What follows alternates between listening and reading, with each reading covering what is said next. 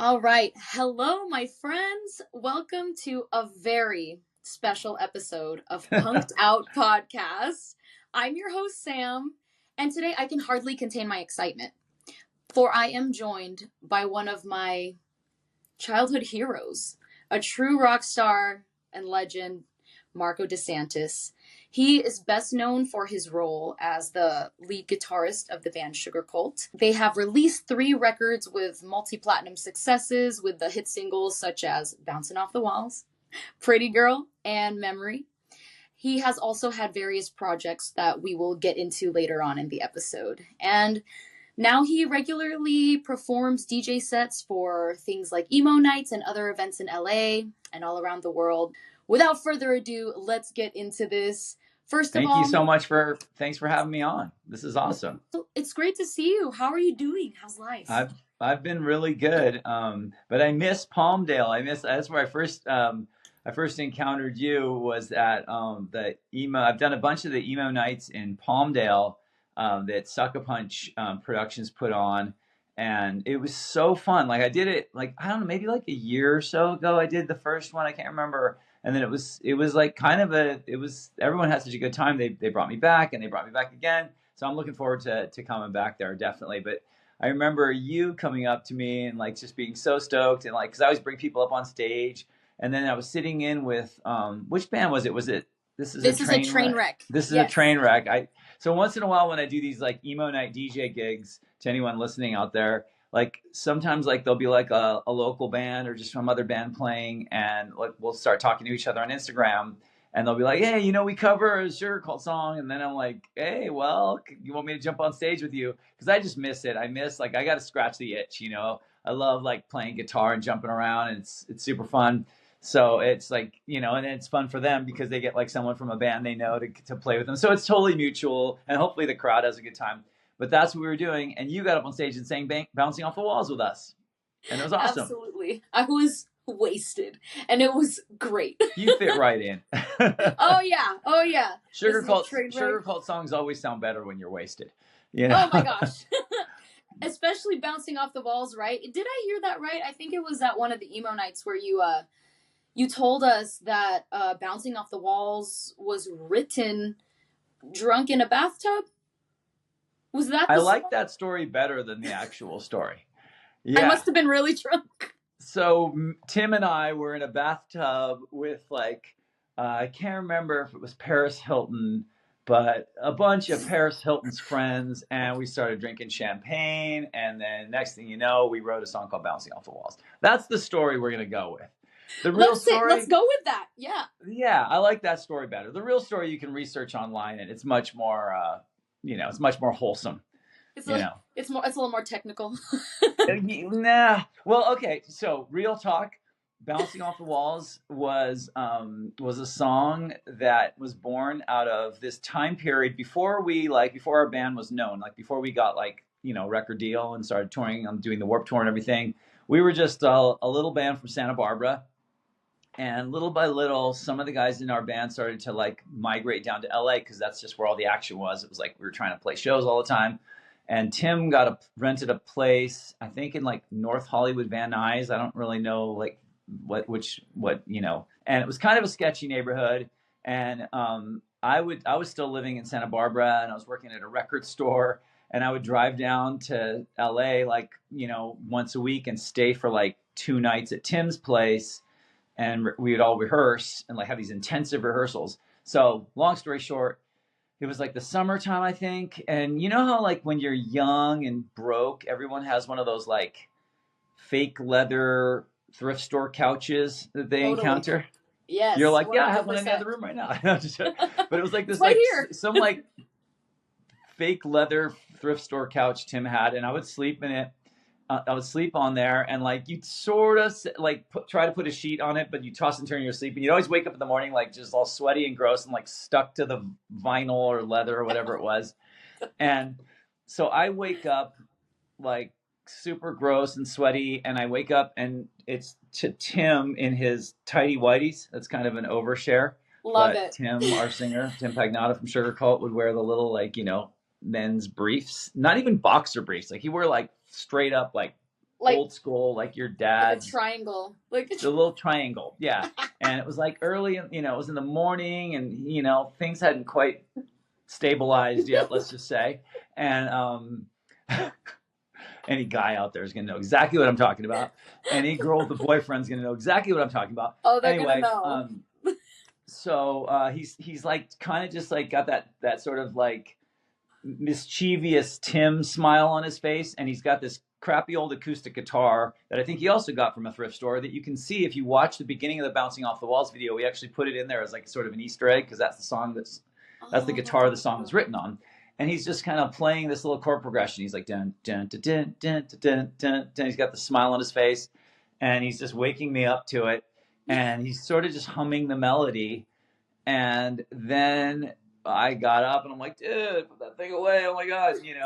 So I get up and I'm in my boxers because I'm a proper guy wearing boxers, not Gentlemen. tighty whities. Yeah. And so it's like two basically naked dudes with an old guitar, one of them wearing two naked dudes other than their underwear, waiting for coffee to be made and our day to start. And we're just keep coming back to that song. And it sort of started as a joke.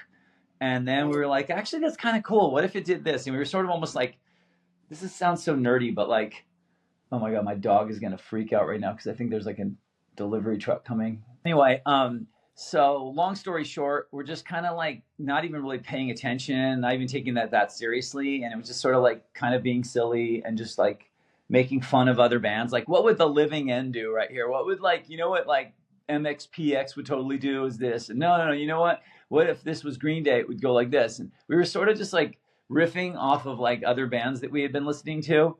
And then the coffee was done. We started drinking the coffee, and then we kept coming back to that song. And it was like, it started to evolve from like a joke into like, dude, we should totally show this to like Aaron and our drummer at the time, Ben, later on when we're at rehearsal. And we were kind of nervous that they were going to like kind of bust us and be like, oh man, I want to do another song that sounds like Green Day, And they actually kind of liked it. And next thing you know, we were like working it up as a band. And, fast forward to a couple years later, we're recording it for our first record, Start Static. And honestly, like that song is probably the reason that we, that song really like helped us a lot. Like the little thing you try. I guess the life lesson, if you're even like tuned in this long, if you haven't already been like, all right, I'm out of here. This guy's total like freak. The life lesson is like the things that are like that change your life, that end up changing your life. I feel like those are the things that you can't look for. They have to kind of find you. Like it's like love. Like if you go out looking for love, there's no way you're gonna find love. You're gonna force something into love that's not supposed to be love. But it's like if you try to write a hit song, it's not gonna be a hit song. But if you just try to like fuck around while you're in your underwear waiting for coffee, you might accidentally write a hit song. That's absolutely wild that you say that, because I had actually written a question based off my idea of thinking that you wrote it drunk in a bathtub, but this is the same deal, the same thing. But I like drunk in a bathtub better. I like drunk in a bathtub. I'm going to do that's going to be in the revisionist history. Okay. I actually like the real story better. And the question I had written, which is like a way later question, and you answered it. I was going to say, do you think that the success of this song, given the circumstances it was written under, that this speaks to the fact that some of the greatest successes can come when you're just having fun without a care in the world? Oh, 100%. I think so. I mean, I'm not to say you shouldn't like hone your craft and work hard and all that kind of stuff. But I think I just think when it, like everything, like not even just songs, like just everything in life, if you try too hard, you kind of, I've said this before, but like you kind of like, when you remember when like you were in school and like they taught you how like when you flip a magnet, it like pushes it away. Mm-hmm. Mm-hmm. And if you flip it the other way, it's like attractive, and it attracts. It's like the law of attraction. So you push away the exact thing you're trying to get. You're trying to make something work. You're trying to make a song into a hit. You're trying to make a relationship turn into a like love story, you're trying to be happy. It's like it's like when your friend is like bummed out and you try to cheer them up. It's like sometimes your friend just needs you to just need someone to be there to listen to them and like acknowledge and see them, but if you're sitting there trying to do the happy dance, sometimes it just makes it worse. You know what Oh, I mean? absolutely. And I I'm don't know. completely, you're speaking my language. That has all been proven to me time and time again. When you surrender and release resistance to whatever it is that you want, and you stop wanting it so much to fill a void or to fill Right. your desire, when you let go of that and you just do things that make you happy in your everyday life, out Right. of nowhere, you're like, oh my God, my desire is here. And you you just know? be cool. That's the other Yeah. big trick is to just be cool. Just, I mean, be like authentic and be real and just like, I love how you said that. I just surrender and see what happens, and don't get too attached to any like outcome or, you kind of have to manage your expectations and be like, hey, if this like, okay, this is kind of a little bit of a flex, but a little bit of a cool story because it's just fresh on my mind. I was just in New Orleans. It was my birthday on, I guess it was Friday, May 3rd, whatever that was.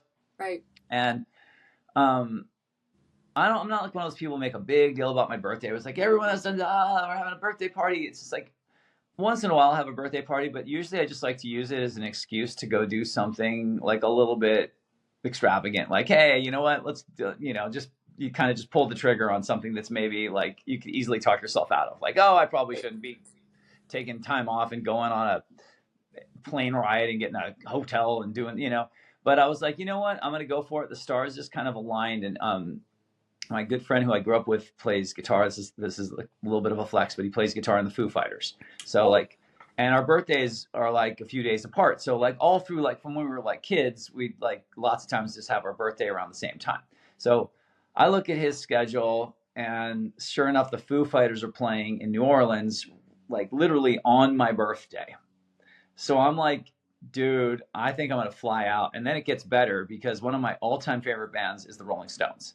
And they were playing the night before the same festival. So Foo's on the third, Stones on the second.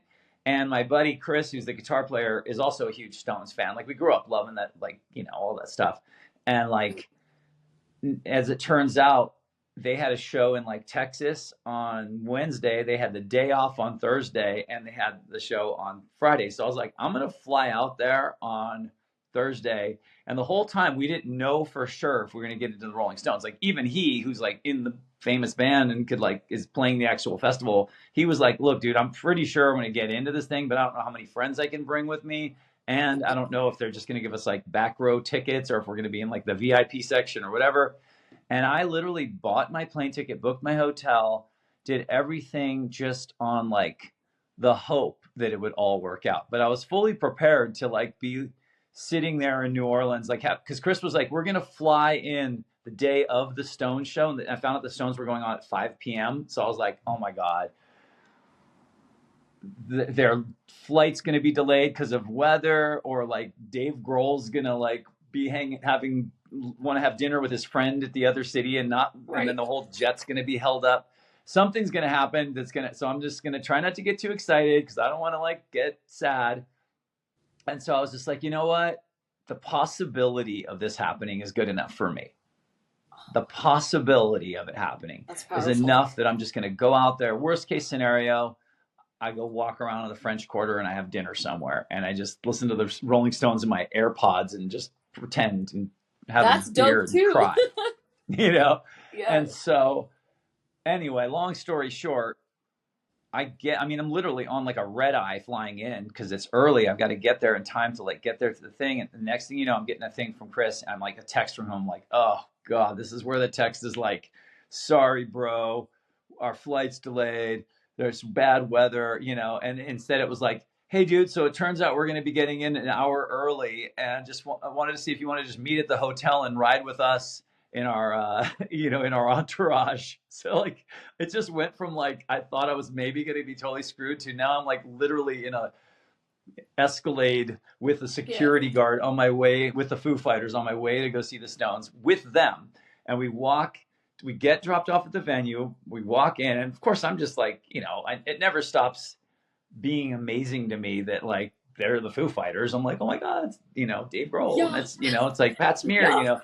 So we walk to the thing. I'm like, almost, their tour manager's handing out everybody the like passes, and I'm like, there's no way I'm getting one. And I thought, like, hey, okay, here, Marco, here's your little like general admission ticket. Go have fun, meet us afterwards. And it was like, boom. Next thing you know, side of the stage, escorted to the side of the stage. The only other people there, it's just me and actually my cousin who had flown out from the East Coast, the Foo Fighters, and then a bunch of random like women who turned out to be the daughters of, like, some of them were Mick Jagger's daughters, some of them were like his adult children, some of them were like the guitar player Ron Wood's wife and young kids. It was just like all their like friends and family, and then us watching them from the side of the stage. And of course, I'm just like geeking out. I mean, I've played a million shows in my life, but like, no matter, I don't care who you are. Like, even Dave Grohl was like legend from Nirvana. He's sitting there like, constantly just like filming it. Like, no one is above the Rolling Stones. I mean, like, there's like Paul McCartney, Bob Dylan, and the Rolling Stones, and maybe Willie Nelson on Earth right now, and maybe Iggy Pop. But like, it's like, anyway, so it was pretty amazing. But pardon the self-indulgent story, but I haven't really told it to anybody like in public yet. So, oh, sweet. But I just thought that's a perfect example of just kind of going, you know what, man, jump and the net will appear. 100%. You just shoot your shot, and you just never know. You just never know. And I mean, that's just like one of about 10 other serendipitous things that happened over the weekend, where I'm just like, you know what? If you go in with that attitude of not feeling entitled, not feeling like, well, because I paid for it, I expect to get something in return, like just kind of going like, you know what, man? Like, I know this sounds real like woo woo and kind of kumbaya, but at the end of the day, I always like to remind everybody, I'm like, dude, we're on a giant rock floating through space. And like, 100 years from now, no one's going to fucking give a fuck about bouncing off the walls or Marco or Sam or this podcast or even an iPhone or any of this stuff. So like, let's get after it. Let's get rad.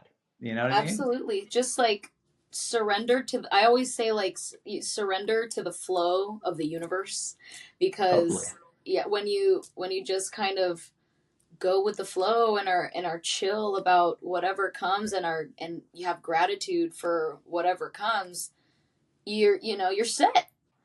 It's like hygiene or keeping your house clean. It's like there's times where you're just like, dude, I didn't have time to take a shower.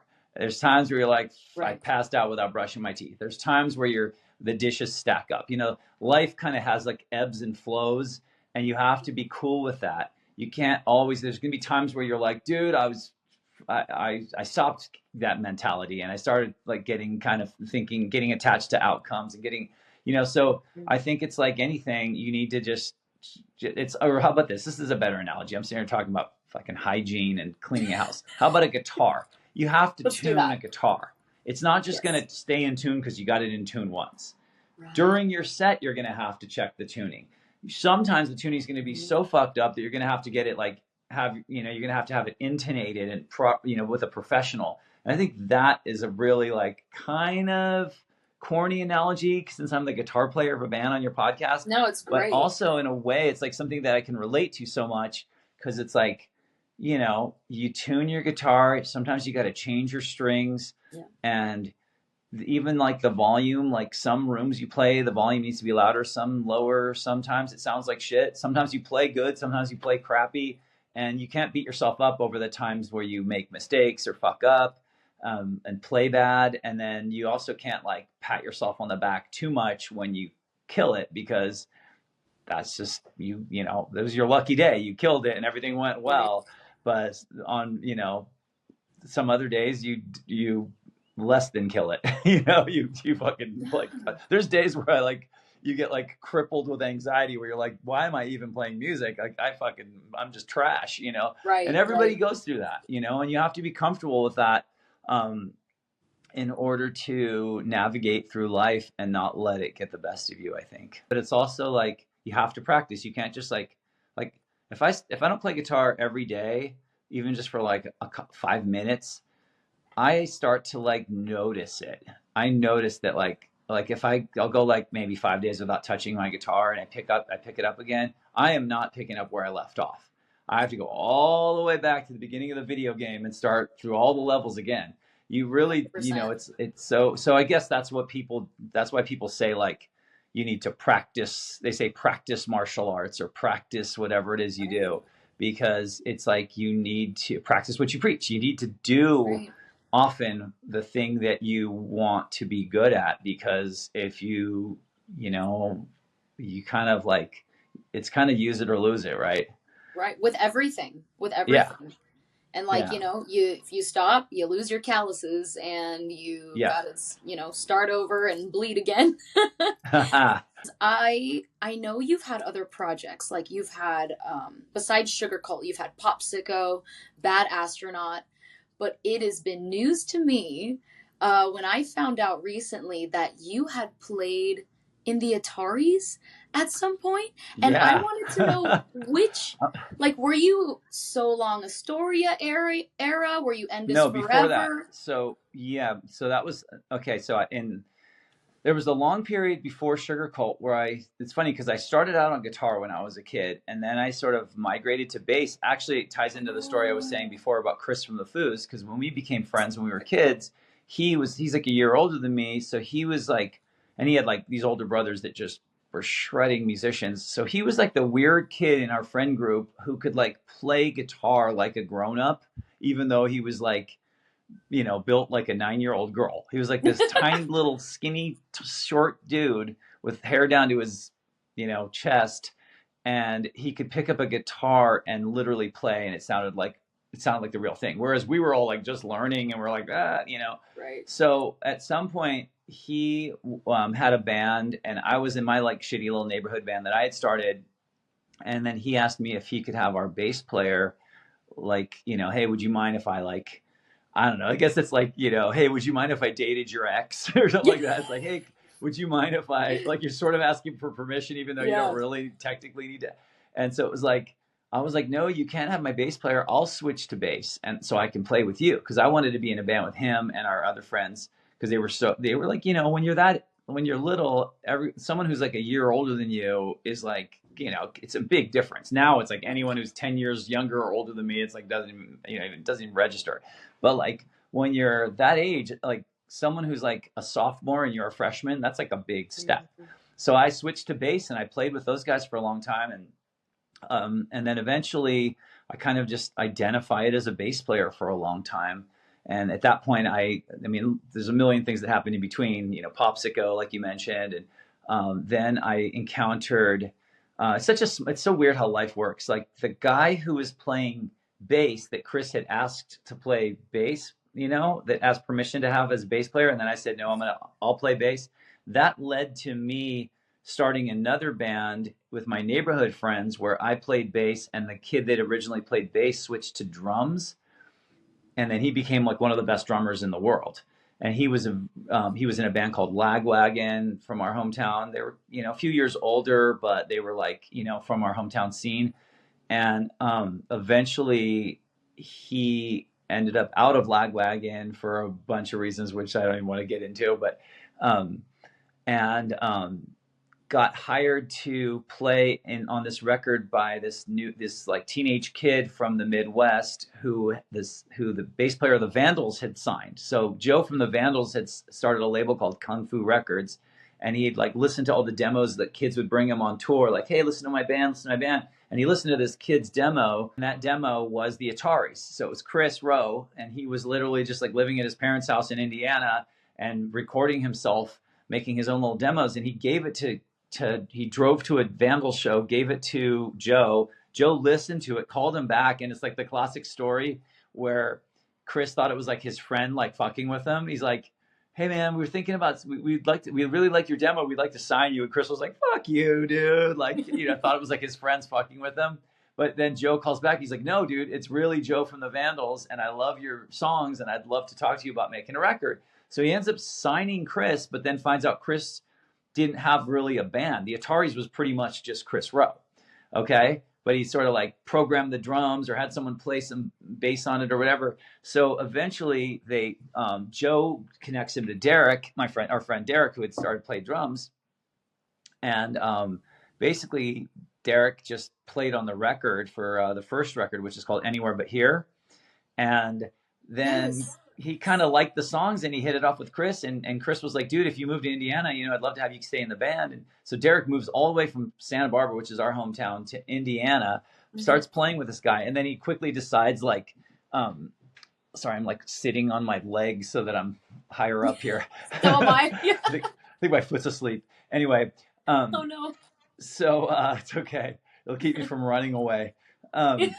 Anyway, so long story short, Derek moves to Indiana, starts playing with Chris, but then he quickly realizes, like, no offense to Indiana, but he quickly realizes, like, I'm not a giant fan of living in this small town in Indiana. He's like, if you want to stay, he's like, I still want to play with you, but if you want to keep playing with me, then I'm moving back to Santa Barbara, so you can just follow me back to Santa Barbara. So of course, Chris was just like, all right, and just like literally like packs a backpack, grabs his guitar, and moves out to Santa Barbara. And I meet him the first day he gets to town, and he's just this like, ambitious, fast talking kid. And he's just like, yo, dude, I got a tour lined up, and Derek says you're a nice guy, and would you want to play with me? So I ended up, for me, it was like, hey, I get to be in a band with Derek again, because he was like my neighborhood friend when I was a little kid.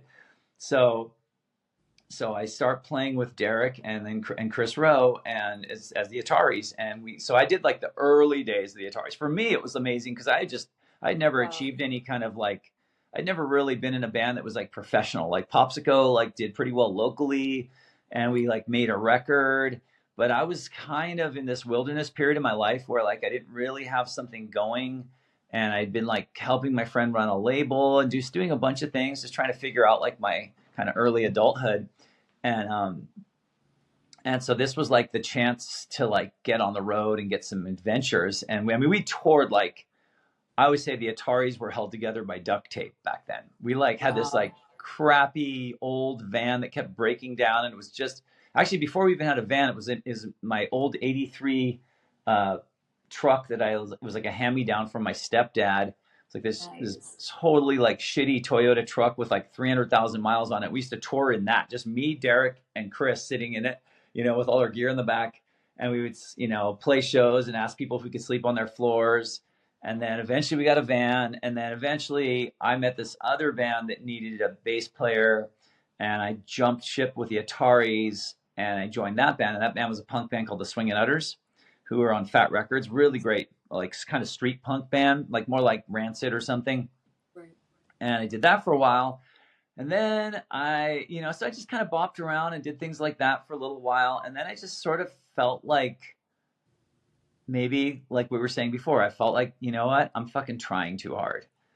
I'm like, Popsicle had ended really tragically because our singer had gotten really badly into drugs and then gotten in a car accident and died 2 weeks before our record came out. And our record was called Off to a Bad Start. So then I was trying these other bands, but they were like, I felt like these are bands that already exist. I feel kind of like I'm like the step parent coming into some existing situation. Like I just, I didn't feel like it was my baby. You know what I mean? And which is fine. There's nothing wrong with like, I had an amazing stepdad, but I just had this feeling where I was like, I'm putting all this work into this and it's not even really my thing. Like even the Swingin' Utters, they were like, dude, if you want to stay in this band, you got to move to San Francisco. And I was like, I'm not going to like relocate all the way there to like be in someone else's band. And they had already been a band for 10 years. I thought like I was like, this is like anyway. So it was just one of those weird things where I felt like maybe I was too young to realize it, but I sort of felt like what you and me were talking about at the beginning of this conversation. Like I was like, I feel like I'm forcing this. I'm trying to make this work too hard. And maybe I just need to like sort of trust fall into the universe and just like trust the process here. So I basically said, I remember verbalizing, I was like, I'm, because I played with a bunch of other people, like a bunch of short-lived projects. It was just like, kind of like speed dating, just like trying to this, oh, that was cool. Played one show with this, went to a rehearsal with that, wrote a song with that person, but nothing seemed to really work and feel like it was going to stick. And so I just sort of said, like, you know what? I think I'm done. After all these years of playing in bands since I was like 13 years old, I think I'm just gonna like stop playing music and just like fuck it. Like unless like, you know, something big like some like unless Weezer calls me or the Foo Fighters or Green Day or something like that, you know. Right. Which is really funny because that's exactly what my buddy Chris said at the same time. This was the year 1999, and he had been playing in a punk band called No Use for a Name, and they kept like having to What? cancel shows because their singer had like extreme fear of flying. And he I was love like, No Use for a Name. yeah, R.I.P. but Tony. and you know, R.I.P. Tony Sly, but like Tony, you know, had like this extreme fear of flying, so they had to cancel a lot of tours. And like Chris was just sort of plotting his exit strategy. He was like, he had enrolled in community college, and he was like starting to think about maybe like stopping playing with No Use. And so it's like it's so weird how our lives are kind of in parallel. Like just about the time he said he was done and enrolled in community college, and about the time I said I was done, well, I mean, it worked out a little different for him. He ends up getting an audition for the Foo Fighters, ends up getting the job, and like changing his life. Right? Right. I end up actually wrote a really cool story about it. If you go to my Instagram like link tree, you can link to the story. I wrote like a big like cover story for the Santa Barbara Independent about Chris when the Foos got in the Rock and Roll Hall of Fame, because I wanted like his story to be in the permanent record in our hometown, and I knew it wasn't going to happen on its own. So I was like, hit the arts editor up. I'm like, I want to write this story. I'm going to make it happen. So if you guys are out there, check it out. Anyway, the same year, '99, I happen upon this like brand new band that was like playing their first time ever, and I just like immediately got like an artistic crush on Tim, like the singer. I see this guy and he's just this total goofball, but he had like these amazingly catchy songs and was just a natural born performer. Like I just was like, this guy is meant to be a star. The other two guys I didn't even really pay attention to, but me and Tim, I ended up getting his information. We kind of swapped numbers, and I mean, it literally was such a bromance. Like we'd like talk on the phone for hours and like make each other mix CDs. You know, it was, you know, and it was kind of this like, dude, oh man, I'm not really playing in bands anymore, but like I'd love to like help you guys out. And then one day he like, I think I was on a trip somewhere, and I checked my messages, like my voicemail, and it was like him just going, "Hey dude, I got a question to ask you. Give me a call." And I called him, and he's like, "Would you ever want to like try playing guitar?"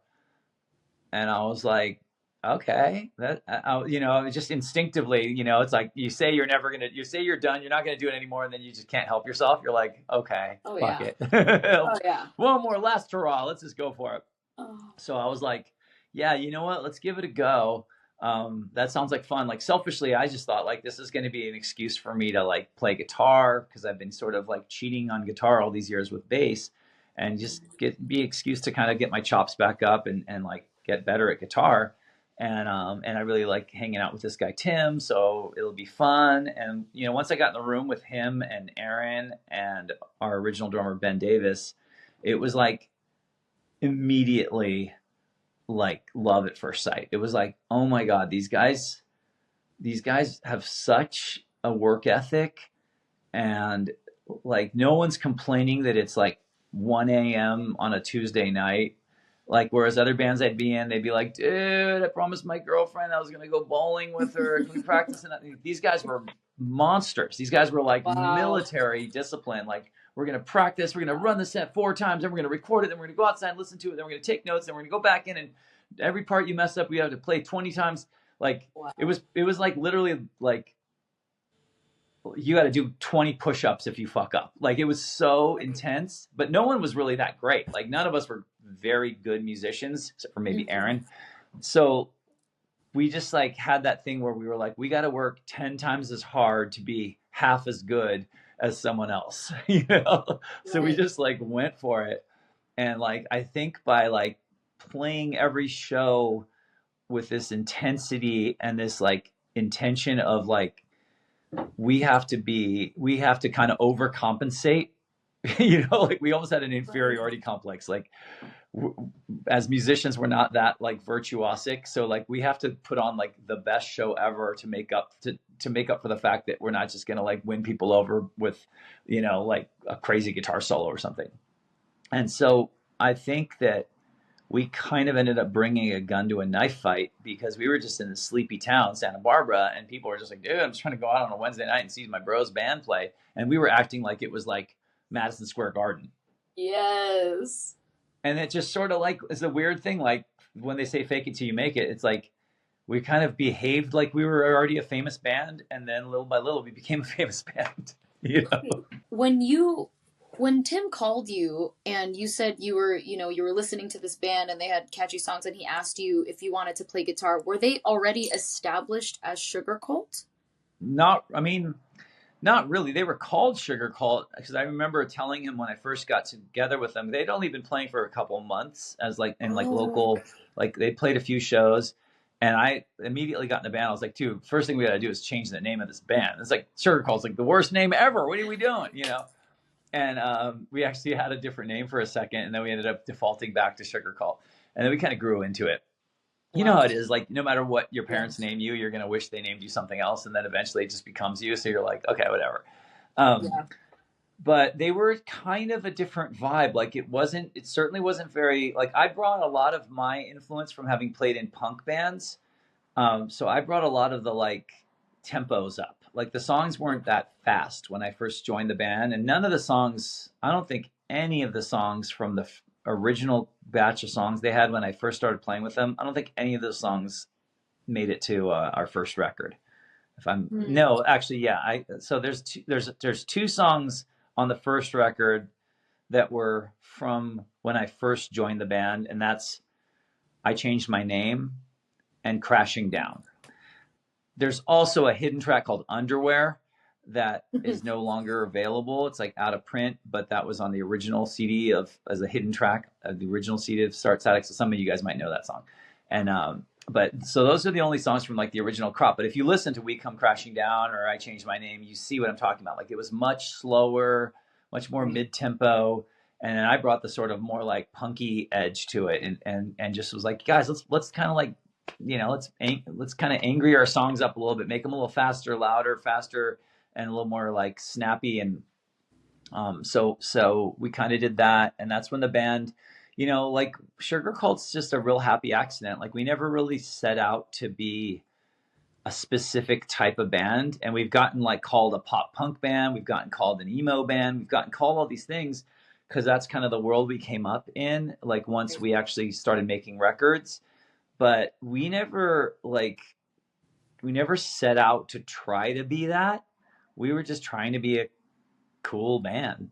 I mean, this sounds so like rehearsed, and I know I've said this in interviews before, but like honestly, like our kind of mission statement was like, let's be the band we wish existed. Let's form our own favorite band. Let's take all the elements of all the cool shit we love about different types of bands, different types of music, different genres, different looks, different everything, and let's be the change we want to see in the world. Let's be the band we wish existed. Rather than a lot of people who are like, let's be Blink 182. Let's Right. be a band we already love that exists. And I think that's at the risk of sounding kind of dogmatic, treating your opinions like facts. Like I really think that that's not a good strategy when you're trying to make art. It's whether you're trying to like write a book or a screenplay or do visual art or fashion or music, whatever it might be. I think that you should use your influences, not try to be your influences. It's 100%. like Yeah. don't imitate something. Get inspired by it, and then try to innovate your own thing. So, like Sugarcult to us was just our own spin on the classic, just rock and roll band. You got a Yes. singer who plays guitar player who talks too much playing guitar. It's me. Bass Ah, player playing bass, and a drummer playing drums. And you got some 3-minute songs, three chords and something to say. It's a pretty like tried and true tradition. right. And we were just trying to be a rock and roll band. And it shows. Like I was absolutely obsessed with palm trees and power lines. And happy 20th anniversary, right? Recently, was it 20? Yeah, 20 years as of last month. 20 years. It came out in April of 2004. That's So crazy. And crazy. that whole album, like, you know, from She's the Blade, like starting that off, you hear like it really doesn't sound like an imitation of another band. And I was thinking earlier about, not saying that like the Ataris also had its own like little thing, but I was listening to the earlier albums like the Anywhere But Here, and the first thing I thought about was Green Day and Saves the Day. All the Oh days. yeah. I don't know, you know, it Yeah. kind of has like that influence or something, like you can Well, yeah. just tell right away. And that's what Chris was listening to when he was growing up. Face to Face, Green Day, Lagwagon, Saves the Day, Get Up Kids. And if you actually look on the back, this is a fun little trivia. If you look on the back of Green Day's Dookie, if you have it on CD or vinyl, Right. you see a crowd of kids. There's the kid in the foreground who's got the biggest, head. He's got sort of long, straight hair. That's Chris Rowe. Yo. That's the singer of the Ataris. He's on the back of Dookie. He was a kid in the crowd when they took that picture. How random is that? That's like like the Dookie cover. That's like some meant to be shit right there, where you're like, but yeah. So of course that's the vibe. And then if you listen to like the records, the Ataris records, like So Long Astoria, that reflects Chris being more obsessed with like bands like Jawbreaker. So it rubs. I think influences should rub off on you. Even Sugarcult, like if you listen to Start Static, that's like a kind of combination of all the stuff we were kind of digging on at that time. By the time you get to Palm Trees and Power Lines, you can totally tell that we were totally influenced by Jimmy Eat World Bleed American, with like 100%. Sweetness in the middle. We had a huge artistic crush on that record. You can totally tell that we had done the Warped Tour and been like exposed to a lot of bands. We shared a bus with The Used. And became really good friends with The Used. We got exposed to heavier bands. We got exposed to mellower things like Dashboard Confessional. And so it all rubbed off on us. And it's also, but one thing we always tried to do, and I really made an effort. I'm really proud of us having done this, because as we all know, having been teenagers at some point in our lives, probably, unless you're actually currently a teenager. Hell yeah, I'm with you. Solidarity, eternal teenager right here. Palm Trees and Power Lines, just being influenced by stuff, but also resisting the temptation to abandon our vision and just become like, hey, look, this crowd of Warped Tour, kind of pop punk, emo, screamo kids have all sort of adopted us. I feel like they saw us on the side of the road and were just like, hey, you guys need a lift? And we climbed aboard the Warped Tour and got taken in from the cold, which was awesome. I mean, I feel very like grateful for having had that happen to us, but it's nothing we ever, with all due respect, it's nothing we ever asked for. We didn't say, hey, Warped Tour, can we play? Hey, Blink-182, will you take us on tour? Hey, Green Day, will you take us on tour? Hey, Good Charlotte, will you take us on tour? It just happened. We just went out there and I said, guys, there's a great quote someone told me once. It's better to fail at being yourself than to succeed at being someone else. And I was like, let's stay true to who we are as a band. Let's not close ourselves off to, getting inspired by things, but let's not start cutting our hair like everybody else and dressing like everybody else and sounding like everybody else and behaving like, and let's just be who we are. And if that happens to coincide with what other people are doing, then cool. If it clashes with what other people are doing, then too bad. Like, you kind of gotta just like, and so we always did our thing. And I mean, if you go back and look at Sugarcult, you'll see like, we didn't kind of fit in. We kind of did our own thing. I mean, we weren't like so different that like we didn't belong there at all, but like we weren't like just another band wearing like a Silverstein t-shirt and like swooping our hair on alternative press. No offense to any of those bands. A lot of those bands are our friends. We toured with a lot of those bands, and those bands that I'm generalizing are all really interesting individuals too. Just for whatever reason, a lot of them kind of just like didn't put as much emphasis on like trying to distinguish themselves. They were like kind of like the idea of being part of a movement and like, hey, we're just soldiers in a giant army here called the year 2004. For us, we were like, no way. We want to kind of we kind of want to just have our own little thing. And if we'll still go tour with these bands, but we're not going to abandon who we are in order to do it. And so I don't know. I feel proud when I go back now, all these years later, and listen to Start Static and Palm Trees and Power Lines and our third record, Lights Out. I can like not cringe. Yes. I love it because it was authentic. I go, oh, thank you that we just resisted, because it's a temptation. Like, Oh, yeah. no one wants, it's like, no one wants to be a dork. You want to be cool.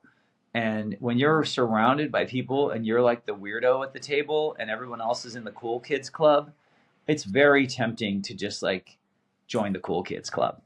100%. You'd be forgiven, you know, but like for some reason we just love that. Like there's this another quote. You're like, Marco loves quotes here. There's I think it was Groucho Marx, but I heard it through Woody Allen, who said, I would never want to be part of any club that would have me as a member.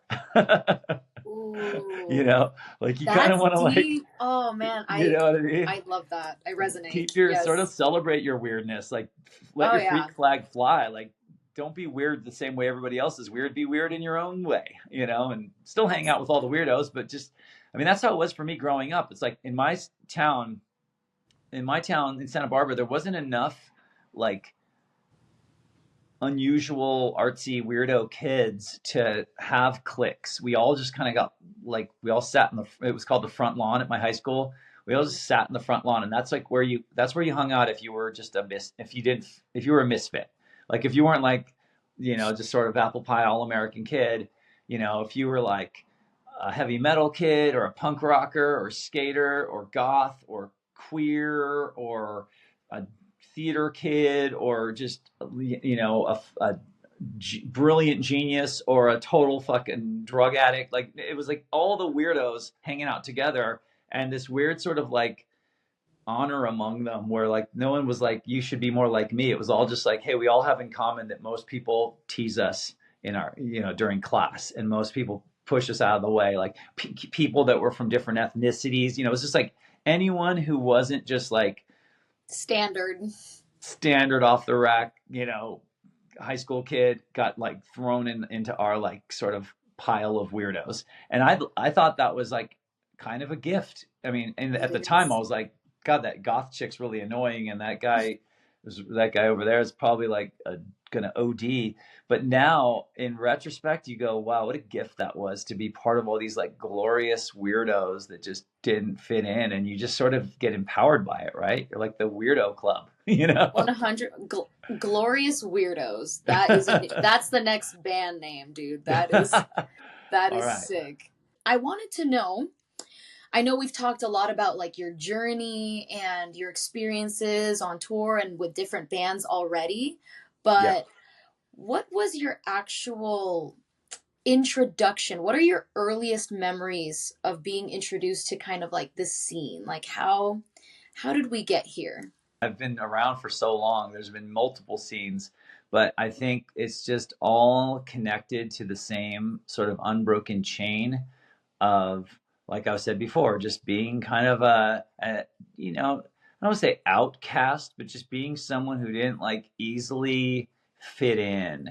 And I think that like probably starts for me from like having like, you know, I have like a European dad and an American mom. And, you know, my mom's was like first generation American. Her parents came over from Europe, and then she was born in America, and then she was an artist, and she ended up meeting my dad, who was in Italian, you know, in Italy. And in case you can't tell, Marko, yes, you know, Desantis. Maybe he's Italian, I don't know. And so like I lived in Italy when I was a baby, and then my parents split up, and my mom left my dad and took me and my sister to California. And she had no connection to California. We have not one relative here. All of her family was on the East Coast.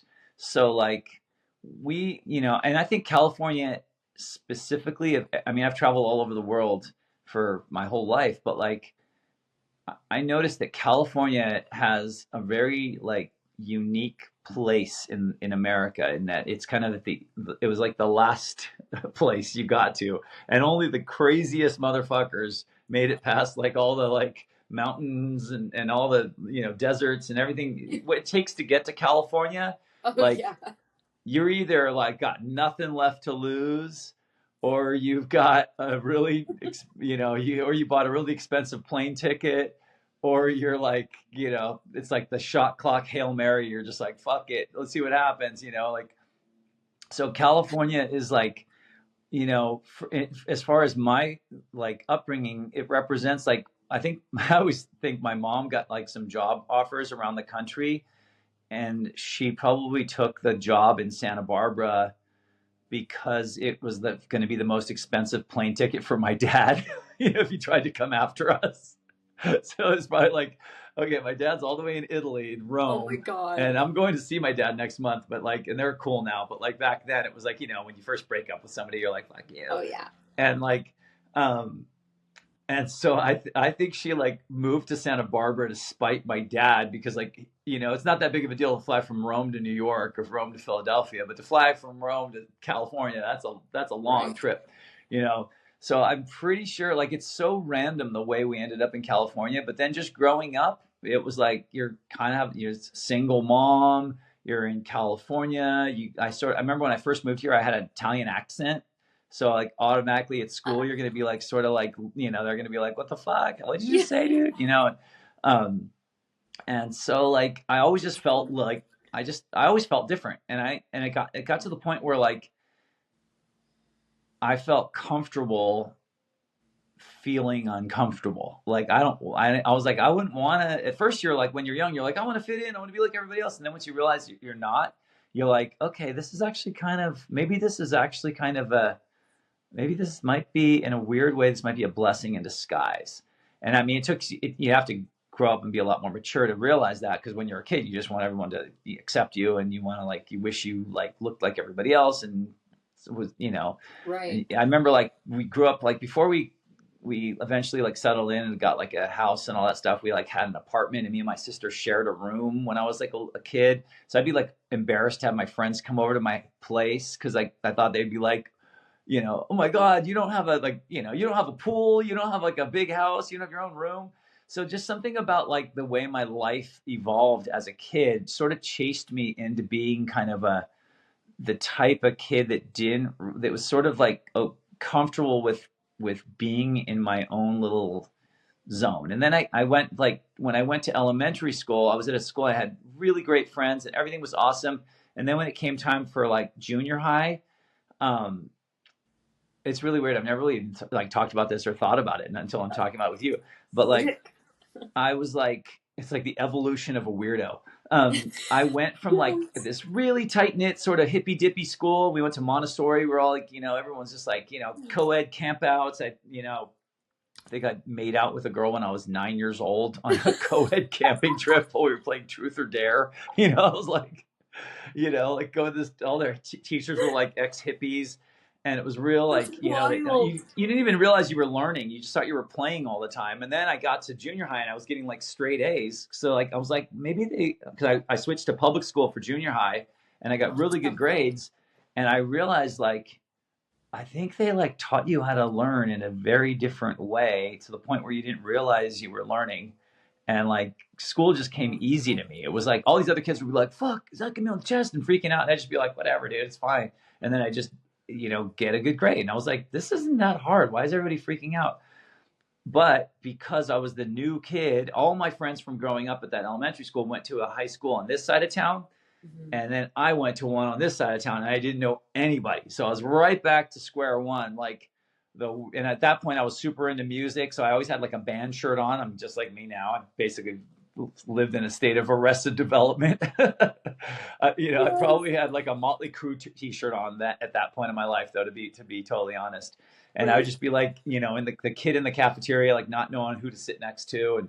And again, it was just like, I feel like a total like loner, weirdo, like outcast. No one knows me. No one grew up with me at this school. Like and then I switched neighborhoods, and it was like, it's just that thing where I was like, okay, well, once again, the kind of, the weird kid, like the girl with the like pink mohawk was nice to me. And the guy with the, you know, Oh, skateboard was cool to me, and like the weirdos sort of are like, hey man, what's your name, and they sort of take you in from the cold, and it was cool. So I just have always had this affinity for, like, I mean, it sounds so cheesy to say, but like I guess the world of like just like punk rock and like alternative society, it just always seems like people who are either too smart or too dumb for their own good, and like usually just right. like really like are maybe a little bit more like evolved and confident and not as like worried about like the typical teenage drama.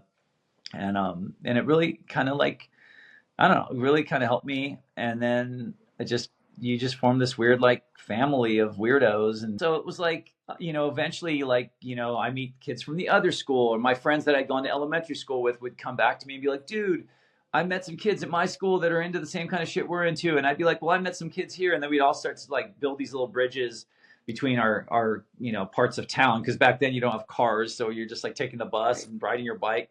And we built this like community, and that includes Chris, from Foo Fighters now. And then it was like kids from who were like older than us that were nice to us. Like Joey from Lagwagon was already out of school by Mhm. the time we were like starting high school, and like Chris's older brother Scott, who now plays in the band Face to Face, by the way. And so there was like, maybe like the place you took guitar lessons, like the older kids that were working at that guitar shop would be nice to you. And the place you bought your records, like the people working at the record store were cool. And we just sort of formed this weird like community of weirdos in our hometown. And we all like came up together. We all started forming bands and playing shows together, and like, you know, kind of like sharing rehearsal spaces, sharing equipment, sharing, girlfriends. It was like we were just like, it was really like just this like Yes. small town scene that we had. And I mean, that's where we come from. That's where we come from, Santa Barbara. Wow. That is one of the best origin stories I've ever heard in my life. That's so cool. The evolution of a weirdo. I when you were talking, I wrote You that got the one down. exclusive. You got the exclusive scoop. Yeah, Evolution of a Punked Out weirdo. podcast. That same mentality is what led Sugarcult to like the Warp Tour, and at the Warp Tour we were kind of this like stray band that not that many other bands knew, because we were just this band from Santa Barbara. But because like we knew Lagwagon, we knew the me first and the Gimme Gimmes, I knew Fat Mike from NoFX, like we knew some people from having come up and having, because I had played in some punk bands and stuff. So they take you in from the cold, and they're like, I remember Rancid, the first show we ever played, it was June 20th, 2001 in Phoenix, Arizona at the Warp Tour. It wasn't our first show we ever played, but it was our first show as like a touring band. Like once we got on the Warp Tour, it was our first like, okay, we're a band that just recorded a record and we're about to be, and we're just leaving on tour. That was the first one. And I remember we got moved to the main stage, and I didn't understand what that meant. It was like, because we thought we were supposed to be on the small stage, and they're like, no, we moved you guys to the main stage. Sometimes that happens. You just sort of draw the lucky card. So our first show ever was, we were like on the main stage, and we're going on, and I look to the side and I see all the guys in Rancid with like a camcorder watching us. And I was like, oh, we're so getting punked. Like those guys are probably filming like, hey, let's just like haze this young band, Oh and no like way. we're gonna send like Fletcher from Pennywise to go out there and like pull their singer's pants down or something. And they never did anything. And I went up to them afterwards. I was like, dude, I want to meet you. Oh my God. Like, I love Rancid. That's so cool. And he's like, and they were like, yo, dude, I don't know who the fuck you guys are, but we love your songs. You guys are awesome, man. And we were like getting like love from Rancid. And that's that moment where I was like, you know what? This is going to be okay. Yeah. Even when you get to the levels of Rancid, I mean, great story with Green Day that I've told before, but like Green Day is like the biggest band in the world. And we're on tour with them on the American Idiot tour. And I see Billy Joe standing on the side of the stage while we're playing, and you always get kind of intimidated. You're like, oh my God, Billy Joe's watching us. And I see him writing something in Sharpie, and then he gives it to our guitar tech at the time, Matt, and he runs it out, puts it down by Tim's feet. And Tim looks down at it, like we're playing the show, and he looks down, he's like, and then he's like, holy shit. And he like picks it up and walks over to me in between songs and shows it to me. And it says, do you know, will you go to Japan with us? Or something like that. Like Billy Joe was like asking us if we'd open for them in Japan. you know? And I mean, how Bro. punk rock is that? Like, it's other bands would have like their manager talk to your manager and their booking agent talk to your booking agent and all that. And he's just like fucking grabbing a Sharpie and writing it down on a piece of paper. It's like you can take the boy out of punk rock, but you can't take the punk rock out of the boy, you know? Even those big bands, it's the same thing, you know? Anyways. That I'm obsessed with that. That just, I don't know, something about that just like melted my heart. That, you know how we're just in the age of technology now, of course, like Right. I'm sure you could send a text back then, Yeah. but the act of just like Billy Joe writing that down I and know. putting that by your feet, And punk it rock is the teaches you. word. That's what's important about underground culture is it teaches you how to behave in a way that's not like cringy. You know, it's like be cool, be real, and don't think that just because you've achieved some level of success. I mean, the Warped Tour did that too. It was like they didn't care how famous you were. You had to wait in line for catering. You know, Right. it was like Katy Perry has to wait in line behind the guy from the starting line to get her Yes. dinner just like everybody Right. else. Like there isn't this like VIP section and fancy treatment. It's just like everyone gets treated like musicians. You're just a bunch of musicians. You might have sold a lot of records. You might be a brand new band. You might be someone who's getting a lot of support from your label. But at the end of the day, you're all just people and you're playing music. So just wait your turn. You know what I mean? And I feel like that's the cool thing about like I don't know, punk rock culture is it sort of keeps itself in check by not letting anyone fly too close to the sun. And if you do fly too close to the sun, usually it's like someone will remind you and kind of tap you on the shoulder gently and be like, "Hey, bro, you're you're getting a little big headed." Like Yeah. Yeah. and like in a respectful way, not like fuck you dude, you think you're such a rock star now. It's almost like hey dude, like the Chili Peppers had a song a long time ago because they came from punk rock roots, and they had a song that said if you see me getting high, knock me down, like don't let me get too larger than life, you know what I mean? And I think Right. that's kind of a cool thing, like to you know as big as like think about like Blink 182's out there like playing stadiums, and what do? They bring Turnstile out to open for them. They're Right. like, you know what, we already know these shows are gonna sell out. We're gonna show everyone a band that we like, and we're gonna kind of Absolutely. pay it forward. Green Day's out there doing the stadium tour this coming summer. Who do they have opening for them? Rancid. Okay, who did Green Day open for when they were like teenagers? They opened for Operation Ivy. Who was Operation Ivy? It was the guys from Rancid's band before they became Rancid. So sorry, I've got the like lights coming through the blinds. Oh, Yeah, you're that's good. You're better. good. Yeah, I look better in the dark. Okay, good. Anyway, that's to me that's kind of a cool thing, and you see it. You see the way the sort of more experienced bands behave, and then you go, hey, that's a cool way to be. I want to be like that when when we're the headlining band and there's someone opening for us, I want to behave that way. So it's sort of like you kind of lead by example. I really see that. You mentioned Blink 182, and I'm so excited. I'm going to see them this summer. They got like Pierce the Awesome. Veil opening for them and stuff. But Exactly. There you go. A band yeah, from San Diego, which is where they come from, right? exactly. So It's like showing honor or like paying homage to like yep. something that's true to them. And I see Blink 182. I saw them at When We Were Young Fest in October too, and they are the same dudes as they were like in 1995, like just saying like vulgar things on stage, Yep. not holding back, just being so punk rock and just not giving a fuck about society standards and what the standard is for music. And that's why I love them so much, because Yeah. they really honor that and they pay homage to like everything that made them who they are. Yeah. They're definitely real ones. We toured with them a couple times, and it was just so cool to like it's really cool to get to know like to get to know people like that as people, because Right. you know them through their music and maybe through what you've heard from other people, but to get to know them, and it's just like, I mean, rarely have I been disappointed. Usually it's like, wow, someone's even cooler than you thought they were, Absolutely. or someone who you like, maybe like I remember when I first met Benji and Joel from Good Charlotte. I was like, God, those guys like seem like they kind of have like they're kind of too cool for school. Like they kind of have a little bit of attitude. Like, and then you realize you're like, no, Benji's just really shy, and then you realize he's a real thinking person. He's really thoughtful, shy, maybe a little bit shy, and you know, you have to earn his trust, and then you realize like this guy is like a brilliant mind. This guy's really smart. He's really, you know, insightful and thoughtful. You know, he's not super like show busy and flashy, but don't mistake that for him being like standoffish, you know? So it's Right. like, I mean, that's the thing you have to remind yourself. Everyone in a band is just a person, you know? I mean, It's a they're just people, and people person. are lots of things to, you know, there's the way you are at home in front of your parents, and there's the way you are with your like old school homies, there's the way you are with someone you're on a first date with. People do, you know, behave different ways in different situations depending on the situation, right? So people in bands are that too, you know.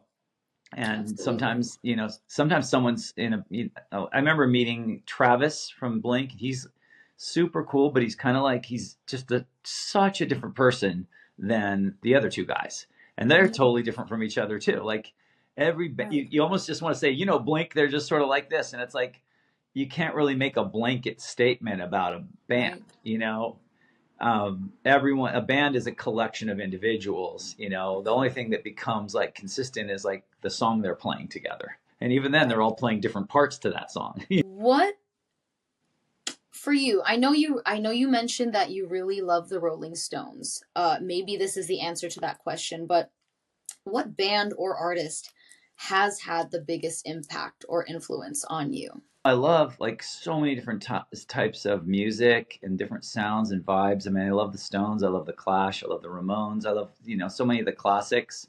Right. But you know, the band that probably had the biggest impact on me, I mean, I love Green Day, I love Foo Fighters, um, but the bands that probably had the biggest impact on me were probably bands that don't sound anything like Sugarcult or like anything I've Mhm. ever even played. And that's just probably the bands in my hometown, like the local bands that sort of did something like Lagwagon, RKL. Um, you know, there was just a lot of bands in our hometown that would just play. And that's when it became, that's really what like clicked in my brain when I was a kid, because you grow up like watching MTV and like seeing like looking at magazines, and this music seems like this thing that happens to everybody else or happens on some other planet. Right. And when you see it happening in your own hometown, like by kids they're maybe just a few years older than you, with like, and no effects used to play in my hometown when they were just getting like, not when they were just getting started, but before they were like the no effects we know today. Right. And it just was like, that's when it made it feel possible. You know, it felt tangible. It was like, oh, okay, you can like have like crappy gear and like, you know, duct tape over your Converse and, you know, play a show and like have it be not some fancy thing with like fancy backdrops and ramps and lights and the whole thing. Right. Um, cause like I grew up like, before I got into like punk rock, I was really into like metal, like bands like Motley Crue and Ozzy Osbourne and Iron Maiden and all, and it was just so theatrical. But it Mhm. seemed like these are grown ups that are from England or from some other magical land in Hollywood that you're never going to even get Right. to, and it just felt so like larger than life that you didn't even. It's like it would be the equivalent of like thinking you could be, you know, Spider-Man or something like that. Like it seemed like a superhero. It didn't even seem like a human being, you know? So it wasn't Right. until the bands I started seeing growing up in my own hometown, and then eventually learning how to play music and starting my own bands in my hometown and being part of this like local community of other bands that would all like play shows together. That's those are the probably that that's probably what had the biggest formative impact on me, as far as believing that like, okay, this is like something I can do rather than this is something. And then bands like Nirvana started, you know, bands like Nirvana had a really big impact on all of our bands, because it made it feel like you could do it. You know, like the weirdo kids could break through like Trojan horse style, like could break into the kingdom and like take over, you know, like, and that's exactly what Wow. happened with bands like Nirvana and eventually Green Day and The Offspring and Bad Religion and Rancid and Blink 182 and everything. It was like the kids from the underground got into the mainstream, and I believe that the underground didn't get worse for it, but the mainstream got better for it. Wow. So I don't have that like attitude like fucking punk rock sold out. Blah. I feel like punk rock was this gift. It was like a secret that was too good to keep. Like skateboarding is in the Olympics now. It's like these things, and hip hop. Look at hip hop. It's like started by like kids in the inner, like living in the projects in in Brooklyn in the late 70s or whatever, like, and look what it's grown to become. Like, to me, like, things that are born in the underground from like kids that are just bored and then like penetrate the mainstream, it doesn't negate the awesomeness of the underground. It just makes the mainstream more dope. I don't know. Wow. Absolutely. That's just amazing. It's kind of reminds me of like just like a seed being planted and nurtured and turning into this great big garden, you know? Yeah, for sure. For sure. Like if you just abandoned, I mean, that's how all these musics evolved. They evolved from people ignoring it and then in letting the weeds kind of crack through the pavement and turn into this like magnificent kind of like forest. And Absolutely. like, but they weren't meant to be a forest. They weren't meant to be flowers. They were meant to be weeds. But then we had to respect them because all of a sudden they grew and like started. So like that's, to me, that's like the Wow. beauty of underground culture, fashion, music, skateboarding, all of it, street art. It's like, it's all something that was like dismissed, Right. um, kind of painted over, called not real, like just pushed aside or ignored. And then when it actually kind of sneaks through and gets into the mainstream culture, and now it's like it's married to a Kardashian. It's playing stadiums this summer. It's in the Crazy. Olympics. It's on the Nuts. top of the charts. It's got millions of dollars. Like, to me, that's fucking win for all of us weirdo kids that were sitting there, not getting included in the like pep rally. You know what I mean? Right. Right. And the cool thing about it is it's also inclusive enough that even the people that were at the pep rally that you might be like, fuck you, you were like, mainstream, and we're like the cool thing about it is we're like, you know what, you guys come to the show too. It's all good. We're not Right. like gatekeeping it and being all fuck you. You have to be cool. You have to be one of us in order to like. That's to me. That's the most like badass part of like, and I know I'm kind of giving this blanket statement of like sort of underground culture, and I just include every band on the Warped Tour, every one of our bands that came up through these things, is it's not this like gate kept thing. It's just like you can dig it if you can be like a soccer mom on a Peloton just listening to fucking Yes.